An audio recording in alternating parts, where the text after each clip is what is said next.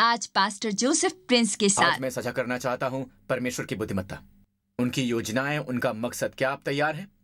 ठीक है, हम देखने वाले हैं कि परमेश्वर ने इब्राहिम को क्यों चुना, और इब्राहिम से वो कहते हैं मैं तुझसे एक बड़ी जाति बनाऊंगा। और हम जानते हैं कि वो जाति है इजराइल की जाति। और हम जानते हैं कि यीशु एक यहूदी के रूप में आए थे। ठीक है, वो किसी अन्य जाति के व्यक्ति के रूप में नहीं आए, वो एक यहूदी के रूप में आए। अब क्या ऐसा इसलिए है? क्या परमेश्वर ने इजराइल जाति को आशीष दिया और उन्हें अपनी आवाज बनने, अपना प्रतिनिधित्व करने के लिए उन्हें अलग किया? क्या परमेश्वर ने ऐसा इसलिए किया क्योंकि वो नैतिक रूप से बेहतर थे, क्योंकि वो अपने डीएनए में बेहतर हैं? नहीं, परमेश्वर ने सारे जगत से प्रेम किया। इसे मत भूलिए, क्योंकि परमेश्वर ने जगत से ऐसा प्रेम किया कि उन्होंने अपना इकलौता पुत्र दे दिया। परमेश्वर ने पूरे जगत से प्रेम किया, लेकिन इजराइल को अलग करने में परमेश्वर का मकसद यह है कि इजराइल परमेश्वर का एक नमूना बन जाए, एक नमूना बन जाए। अब ये मत भूलिए कि इजराइल की जाति के साथ क्या हुआ। असल में परमेश्वर उन्हें अनुग्रह के अधीन चाहते थे, पर वे अपनी धार्मिकता और अपने प्रयासों पर डींगे हाँकते थे, अपनी मेहनत पर। उन्होंने परमेश्वर के लिए कहा, जो कुछ परमेश्वर से पर्वत पर कहते हैं, जिसकी आज्ञा वो हमें दे सकते हैं, हम उसे करने में सक्षम हैं। पर अभी तक उन्होंने 10 आज्ञाएं भी सुनी नहीं है। तो मनुष्य अपनी स्वयं की उस सामर्थ्य पर भरोसा करता है जो कि उसके पास नहीं है। ऑलराइट, इसलिए मनुष्य व्यवस्था की मांग करता है। बिना उसे सुने ही उसने परमेश्वर से प्रतिज्ञा की कि वो परमेश्वर की सभी आज्ञाओं का पालन कर सकता है। बिल्कुल अगली बात जो आप देखते हैं वो है सोने का बछड़ा। तो यह हमें बताता है कि व्यवस्था के अधीन रहने से पवित्रता उत्पन्न नहीं होती है, इससे पाप उत्पन्न होता है। आपकी मंशा सही हो सकती है, पर आपके लिए परिणाम गलत होगा। क्या आप सुन रहे हैं लोगों? तो 1500 साल तक वो व्यवस्था के अधीन थे और उनमें से सर्वोत्तम असफल हो गया। दाऊद असफल हो गया। ऑलराइट, और व्यवस्था हम में से सर्वोत्तम को दंडित करती है, अनुग्रह हम में से बदतर का उद्धार करता है। हालेलुया। और 1500 सालों तक इजराइल व्यवस्था के अधीन था, परंतु परमेश्वर उनसे तब तक निपटे जब तक उन्होंने मूर्ति पूजा नहीं की। अन्य शब्दों में उन्होंने देवताओं की अदला बदली की, और परमेश्वर ने अन्य जातियों के प्रभुत्व को आने की अनुमति दी। बेबीलोनियन को, फिर मध्य फरीसियों को, और फिर यूनानियों को, और फिर रोमियों को। तो ये अन्य जातियों के प्रभुत्व के दौरान था, यानी रोमी प्रभुत्व के दौरान, जो कि एक बेतलहम नामक छोटे से कस्बे में था जहां यीशु पैदा हुए, यानी संसार के उद्धारकर्ता। और सारी पदवियां उनके पास हैं, भविष्यवक्ता, याजक और राजा की सभी पदवियां।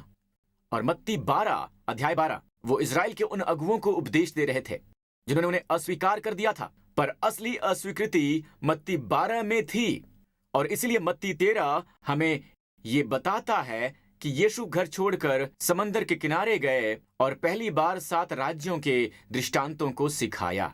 दृष्टांत उन लोगों से सच्चाई छिपाते हैं जिनके पास इसके लिए हृदय नहीं है, पर उनके लिए अद्भुत रत्न प्रकट करते हैं जो इसके लिए भूखे हैं। यही दृष्टांत का मकसद है। और राज्य का एक दृष्टांत साझा किया गया था पहली बार मत्ती 13 में, और पहले वचन में लिखा है कि वो घर छोड़कर निकल गए। घर हमेशा इजराइल को ही दिखाता है। उनके निकलने का भी एक कारण है। बाइबल का हर एक विवरण दैवीय विशेषता के महत्व से परिपूर्ण और सारगर्भित है। वो घर से निकल गए, इजराइल को छोड़ दिया और झील के किनारे गए। समंदर हमेशा संसार की जातियों को ही दिखाता है। क्या आप सुन रहे हैं? और उन्होंने उपदेश दिया। अब क्या हुआ? किस वजह से उन्हें घर छोड़कर समंदर के किनारे जाना पड़ा? क्योंकि अध्याय 12 में, अध्याय 13 से पहले आता है अध्याय 12 राज्य के दृष्टांत, राइट। 13 से पहले आता है 12, राइट। 1 2 3 ओके। 12 अध्याय 12 ये हमें यीशु को अस्वीकार करने वाले अगुओं के बारे में बताता है, और तभी वो पवित्र आत्मा के खिलाफ, ईश निंदा के खिलाफ पाप करने के बारे में बताता है मत्ती के अध्याय 12 में। और फिर मत्ती 12 में वो कहते हैं कि यहां वो है, वो खुद का हवाला दे रहे हैं कि वो मंदिर से भी बड़ा है। मंदिर वो है जहां याजक रहते हैं। वो क्या कह रहे हैं? वो याजकों से भी बड़ा है। और फिर उसी अध्याय 12 में उन्होंने कहा, यहां वो है जो यूनुस से भी बड़ा है। और फिर ठीक उसके बाद अगले वचन में वो कहते हैं कि यहां वो है जो सुलेमान से भी बड़ा है। अब तक हुए सभी राजाओं में से कोई भी सुलेमान से ज्यादा बुद्धिमान और समृद्ध नहीं था, और यहां वो है जो सुलेमान से भी बड़ा है। तो यीशु मसीह जो भविष्यवक्ता हैं, याजक हैं, राजा हैं, महायाजक से भी बड़े हैं, महान प्रचारक से भी बड़े हैं, महान भविष्यवक्ता या राजा से भी बड़े हैं, उनसे भी कहीं ज्यादा बड़े हैं। वो यहां हैं उनके सामने, और इजराइल के अगुओं ने उनकी 3 गुना महिमा के साथ उन्हें नकार दिया। बाइबल बताती है कि जब उन्हें क्रूज पर, सूली पर चढ़ाया गया, वो जो पाप से अनजान थे, जिसने कोई पाप नहीं किया था, जिसमें कोई पाप नहीं था, फिर भी क्रूस पर पाप बलि बन गए, आपके पापों के साथ, मेरे पापों के साथ। और परमेश्वर ने हमारे सीमित अल्प ज्ञान के आधार पर नहीं, बल्कि अपने ज्ञान के आधार पर हमारे सभी पापों को लिया और यीशु मसीह पर डाल दिया। इसलिए जब परमेश्वर अपने ज्ञान के आधार पर हमारे पापों को दंडित करते हैं तो वो सभी पाप क्षमा कर दिए जाते हैं। जब काले बादल छट गए तो तूफान थम गया। यीशु ने ऊपर देखा, एक बार फिर से सारा पाप ले लिया गया और उन्होंने पुकारा, पूरा हुआ। यह सब पूरा हुआ। एक बार फिर से उन्होंने परमेश्वर को पुकारा, पिता कह के। क्या आप ये देख सकते हैं? मैं अपनी आत्मा तेरे हाथों में सौंपता हूं। उसके बाद से कोई भी उनके शरीर की एक हड्डी भी नहीं तोड़ सका।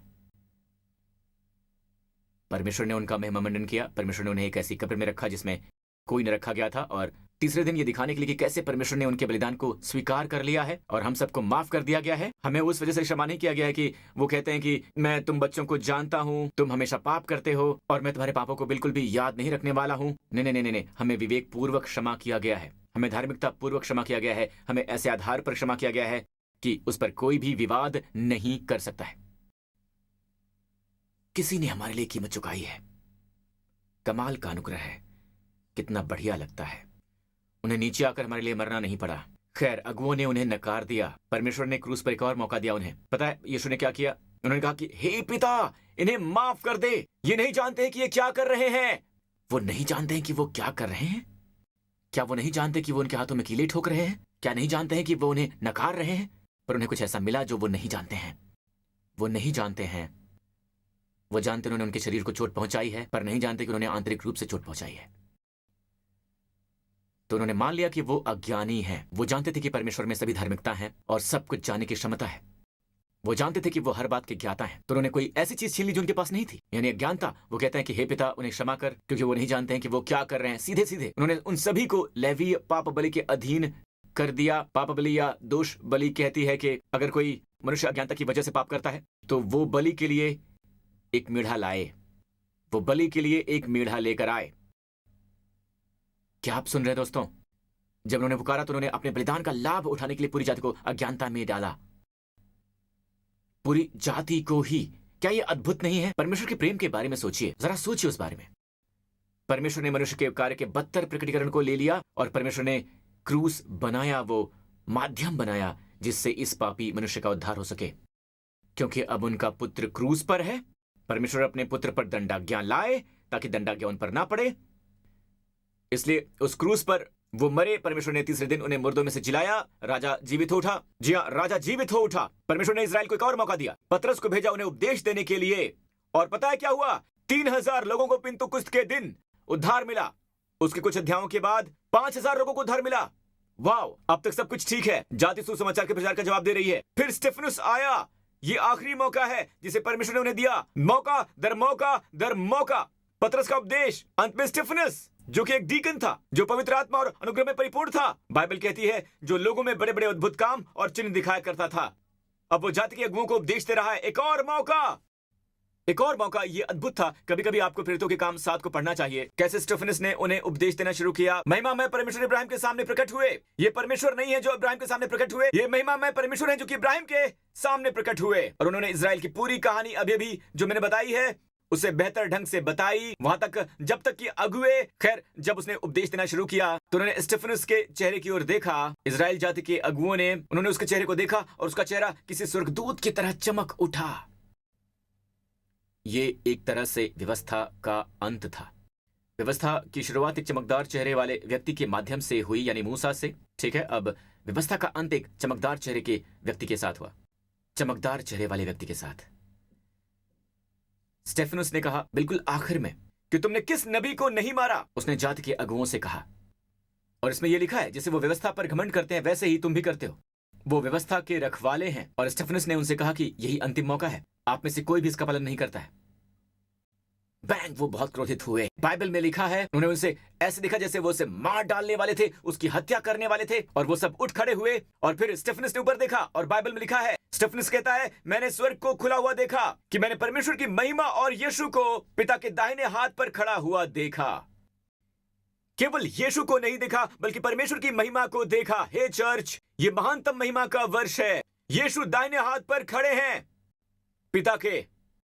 पर मैं सोचता था कि यीशु बैठे हुए हैं, है ना? बाइबल कहती है यीशु मुर्दों में से जी उठने के बाद पिता के पास गए और फिर वो बैठ गए। पर क्यों स्टेफनुस ने उन्हें खड़ा हुआ क्यों देखा? वजह कि वो क्यों खड़े हुए थे ये मत भूलिए, राज्य का प्रस्ताव अभी भी पेश किया गया है।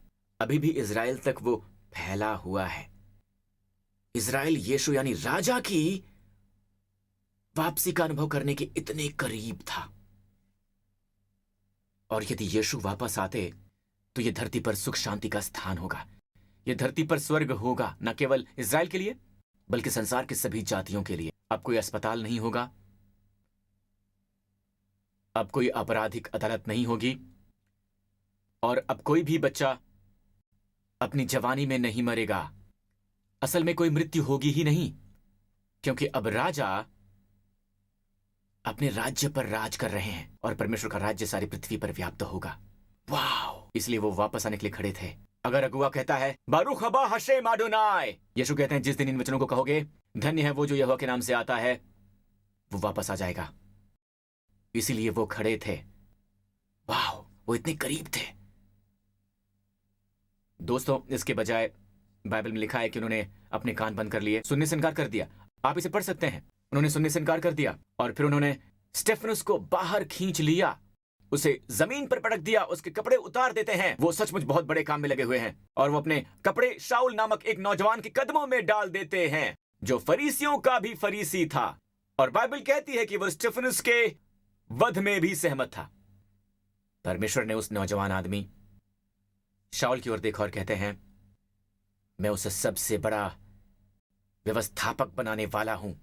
आगे चलकर वो खुद को पापियों का सरदार कहता है, मैं पापियों के सरदार को व्यवस्थापकों का व्यवस्थापक बनाऊंगा, अनुग्रह का सबसे महान प्रेरित जो कभी पृथ्वी पर चला होगा।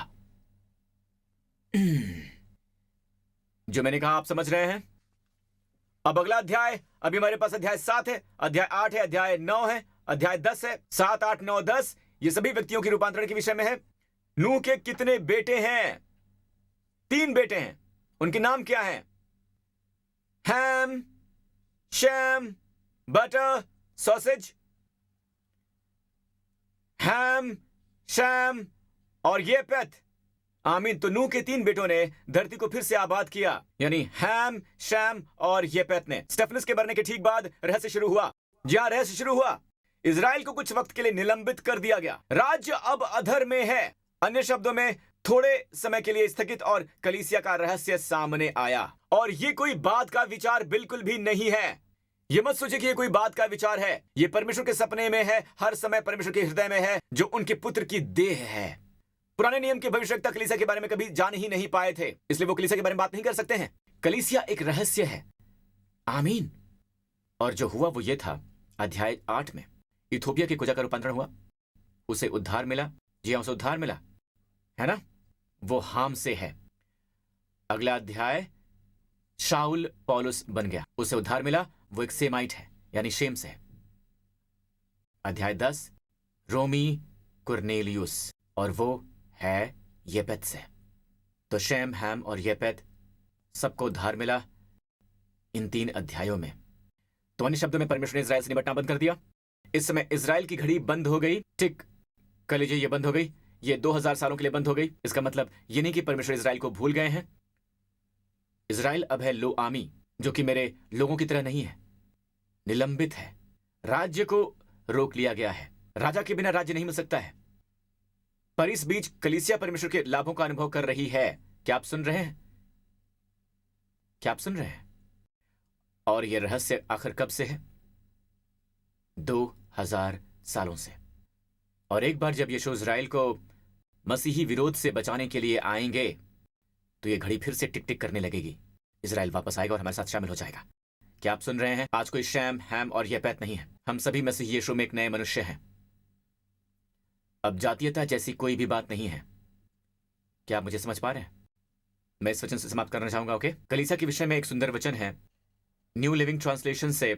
इसकी ओर देखिए। परमेश्वर ने सारा अधिकार मसीह को दे दिया और मसीह को सब वस्तुओं पर शिरोमणि ठहराकर कलीसिया को दे दिया। जी हां, कलीसिया को दे दिया। जब परमेश्वर ने यीशु को मुर्दों में से जिलाया, बाइबल कहती है परमेश्वर ने उन्हें सब प्रकार की प्रधानता और अधिकार और सामर्थ्य और प्रभुता के और हर एक नाम के ऊपर बैठाया जो भी लिया जा सकता है। अगर मेडिकल साइंस आपकी किसी स्थिति को नाम देती है तो यीशु उस नाम से भी ऊपर हैं। यीशु के नाम के आगे सभी लोग सिर झुकाते हैं। उनका नाम, उनका व्यक्तित्व बहुत ऊपर है। वो सब प्रकार की प्रधानता, अधिकार और सामर्थ्य और प्रभुता और हर प्रकार के नाम से ऊपर है। न केवल इस लोक में पर आने वाले लोक में भी लिया जाएगा। उसके ठीक बाद उन्होंने कहा कि वो कहते हैं कि परमेश्वर ने सब कुछ मसीहों के पांवों तले कर दिया है। अन्य शब्दों में परमेश्वर ने उन्हें सब वस्तुओं पर शिरोमणि ठहराकर कलीसिया को दे दिया है। और इसलिए मैं आपको इस तरह की बातें बताता हूं। आपके पास पावर ऑफ अटॉर्नी है। अगर मैं आपको अपना व्यवसाय चलाने के लिए चीन भेजता हूं तो मैं वहां शारीरिक रूप से नहीं जाता हूं। मैं आपको भेजता हूं, आपको पावर ऑफ अटॉर्नी देता हूं। पावर ऑफ अटॉर्नी क्या होता है? आप मेरे चेक पर साइन कर सकते हैं, मेरे नाम पर हस्ताक्षर कर सकते हैं, और आप कितना साइन कर सकते हैं इस पर निर्भर करता है कि मेरे पास कितना है। पर यीशु के पास कितना है? यीशु के पास कितना है? सबसे भी अधिक अधिकार और सामर्थ्य, हर एक नाम से ऊपर। इसलिए बीमार के लिए प्रार्थना करते हैं तो आप ये नहीं कहते हैं कि परमेश्वर प्लीज बीमार को चंगा कर दीजिए, प्लीज बीमार को चंगा कर दीजिए। इस प्रकार की प्रार्थना प्रभावी नहीं होती है। आप इसके जवाब नहीं देखेंगे, बल्कि जो करना है वो है शरीर को चंगा करने का आदेश देना, उस कैंसर को यीशु के नाम पर श्राप देना। जैसे कि आप पावर ऑफ अटॉर्नी का इस्तेमाल कर रहे हो। ये ऐसा नहीं है आप पावर ऑफ अटॉर्नी का इस्तेमाल कर रहे हैं। भले ही मैं शारीरिक रूप से चीन में नहीं हूं, आप मेरा व्यवसाय चला सकते हैं क्योंकि आपके पास पावर ऑफ अटॉर्नी है। तो इसी तरह से हम शारीरिक रूप से धरती पर हैं, यीशु यहाँ नहीं है, पर उनकी आत्मा के द्वारा और उनके नाम की सामर्थ्य के द्वारा वो यहाँ पर हैं। हम कह सकते हैं कि यीशु के नाम पर पिंपल खत्म हो जा। मैंने अपने बाल से बात की है। मैंने कहा यीशु के नाम पर स्वस्थ और घने हो जाओ। अब तक तो सब ठीक है। अगर आपका घुटना तकलीफ दे रहा है तो अपने घुटनों से बात कीजिए। यीशु के नाम पर परमेश्वर ने सब कुछ उनके पांवों तले कर दिया है, स्वर्ग के लाभ के लिए नहीं, कलीसिया के लाभ के लिए। क्या अब तक आपने इसे ग्रहण किया है? और दोस्तों, कलीसिया 2000 सालों से चली आ रही है। सुनिए, जो कि उनकी देह है और मसीह द्वारा परिपूर्ण बनाई गई है। इफिसियों 5, चलो भी इफिसियों 5 सीधे नीचे आ जाइए। नीचे आइए, बड़ा रहस्यमयी वचन दिखाता हूं। ये भेद तो पर मैं मसीह और कलीसिया के विषय में कहता हूं। हालांकि पौलुस पति द्वारा अपनी पत्नी से प्रेम करने की बात कर रहा है, पर ये मसीह और कलीसिया है। फिर भी वो कहता है तुम में से हर एक अपनी पत्नी से अपने समान प्रेम रखे। और बाइबल में लिखा है कि हम उसकी देह के ही अंग हैं। हम उसी के देह के और उसकी हड्डियों के ही अंग हैं। उसका शरीर स्वस्थ है, उसकी हड्डियां जीवन से भरी हुई हैं, और हम उसी के देह के और उसी की हड्डियों के ही अंग हैं। हालेलुया। कलीसिया कोई इमारत नहीं है, कलीसिया मीनार नहीं है, ये कोई स्टेन ग्लास विंडो नहीं है, ये ऑर्गन म्यूजिक नहीं है। कलीसिया मनुष्यों के जीवित जीवों से बनी हुई है, जिसे मसीह ने छुटकारा दिलाया हुआ है। वो सिर हैं और हम उनकी देह हैं। यीशु मसीह की कलीसिया परमेश्वर की परिपूर्णता से भरी हुई है। फिर से वापस जाइए, हमारे लिए कलीसिया उनका शरीर है और ये मसीह द्वारा परिपूर्ण बनाई गई है। दोस्तों, मैं आपको बता रहा हूं, मसीह की कलीसिया पूरे संसार में अब तक की सबसे सफल, सबसे सामर्थी, सबसे समृद्ध और सबसे बड़ा संगठन है। सबसे बड़ा संगठन इस पूरे संसार में। जी हां, आमीन। ये पिता का सपना है और यीशु ने इसकी कीमत चुकाई है। परमेश्वर ने जगत से प्रेम किया, जगत के लिए मरे हैं। पतियों अपनी पत्नियों से वैसा ही प्रेम करो जैसा मसीह ने किया। कलीसिया के लिए स्वयं को उन्होंने दे दिया, कलीसिया के लिए खुद को दे दिया। इसलिए मैं आपसे कुछ कहना चाहता हूं दोस्तों, जब आप बीमार हैं, अपने लिए प्रार्थना करने के लिए कलीसिया में किसी को ढूंढिए। जब आप असमंजस में हो तो चर्च में आना मत भूलिए। सभी जवाबों को मत छोड़िए। यीशु की परिपूर्णता यहां पर है। जहां कहीं भी आप हैं, ऑलराइट, इसे देख रहे हैं, वहीं पर यीशु की परिपूर्णता है। कलीसिया परमेश्वर की अवधारणा है। आप सामर्थ्य, हथियार और वरदान चाहते हैं, ये कलीसिया में ही है। यीशु मसीह की कलीसिया में आप सभी वरदान पाते हैं, बुद्धिमत्ता के वचन पाते हैं, ज्ञान के वचन पाते हैं, भाषा पाते हैं, भविष्यवक्ता पाते हैं, चमत्कारों के काम करने का वरदान पाते हैं। सब कुछ यहां है। बस आते रहिए, ग्रहण करते रहिए और एक साथ इकट्ठा होना कभी भी मत छोड़िए। शैतानों का काम हमेशा व्यक्तियों को कलीसिया से दूर करना ही है। गदेरनियों की दुष्टात्माएं याद है ना? वो दुष्टात्मा से इतना ग्रस्त था कि शैतान उसे लोगों से दूर लेकर गया, बहुत दूर। वो खुद को काट रहा था। तो जब भी आपको लगे कि ख्याल आ रहे हैं कि कलीसिया को छोड़ दो, अकेले रहो, तो ये शैतान का कार्य है। वो चाहता है कि आप उस सुविधा से, उस प्रोत्साहन से दूर रहो जो कलीसिया में है। क्या आप सुन रहे हैं? आप सबके पास सामर्थ्य का अद्भुत वरदान है। मार्वल कॉमिक्स केवल सपना देख सकती हैं, आपका असली है। हम में से कुछ सुपरमैन की तरह दिखते हैं, कुछ अविश्वसनीय हल्क की तरह दिखते हैं जो आपको अच्छी खबर देते हैं। वैसे मैं आपको बता दूं कि परमेश्वर का एक नाम हीरो भी है। आपको पता है? परमेश्वर का एक नाम हीरो भी है। इसमें लिखा है यीशु का नाम प्रधानताएं उनसे कंधों पर होंगी, उनका नाम अद्भुत, मार्ग दिखाने वाला, शांति का राजकुमार और सामर्थी ईश्वर होगा। सामर्थी परमेश्वर, सामर्थी परमेश्वर वहां है एल गिबोर, जिसमें एल मतलब सामर्थी, गिबोर है हीरो। इसलिए यह नाम गैब्रियल यानी गिबोर एल उल्टा है। आमीन। गिबोर है चैंपियन हीरो, यीशु है एल गिबोर यानी हमारे सामर्थी हीरो। प्रभु की स्तुति हो। अगर आप कभी भी इस अद्भुत हीरो से नहीं मिले हैं, मैं आपसे धर्म अपनाने के लिए नहीं कह रहा हूं, एक सुपर हीरो को गले लगाने के लिए कह रहा हूं जो संसार के उद्धार करता है। उनका नाम है यीशु। और अगर आप हां कहते हैं तो इसी समय मेरे साथ ही प्रार्थना कीजिए। कहिए, हे स्वर्गीय पिता, मेरा मानना है यीशु मसीह ही परमेश्वर के पुत्र हैं। मेरा मानना है कि आपने उन्हें भेजा क्योंकि आप मुझसे प्रेम करते हैं, और उस क्रूस पर मसीह ने मेरे पाप ले लिए, मेरी सभी दंडाज्ञाएं ले ली और मेरे स्थान पर मरे। आपने उन्हें मुर्दों में से जिलाया और वो अनंत जीवन की सामर्थ्य के साथ आपके दाहिने हाथ पर जीवित हैं। यीशु मसीह मेरे प्रभु और उद्धार करता है। मेरे सब के सब पाप क्षमा कर दिए गए हैं। अब मैं मसीह में बिल्कुल नई सृष्टि हूं, एक नई सृष्टि। परमेश्वर, आप मेरे पिता हैं। आपका धन्यवाद यीशु के नाम पर। और सभी लोगों ने कहा आमीन, आमीन, आमीन। इस पूरे स्थान पर अपने हाथ उठाइए। इस आने वाले सप्ताह प्रभु आपको और आपके परिवारों को इब्राहिम की आशीषों से आशीष दें। व्यवस्था विवरण 28 की आशीषों से आशीषित करें। प्रभु आपको और आपके प्रियजनों को सलामत रखें, हर बीमारी और हर एक रोग से, हर खतरे से, हर हानि से और दुर्घटना से, अंधकार की सभी शक्तियों से और बुराई की सभी ताकतों से। प्रभु अपना मुख आप पर चमकाएं, आप पर अनुग्रह करें और आप अपने आप को सही समय पर सही स्थान पर पाएं, परमेश्वर के अनुग्रह का आनंद लेते हुए। प्रभु आप पर और आपके परिवारों पर अपना मुख उठाएं और आपको और आपके प्रियजनों को प्रदान करें अपना शालोम, शांति, यीशु के नाम पर। और पृथ्वी पर सबसे महान चर्च केवल न्यू क्रिश्चियन चर्च ही नहीं बल्कि दुनिया भर के चर्च ने कहा आमीन। परमेश्वर आशीष दें।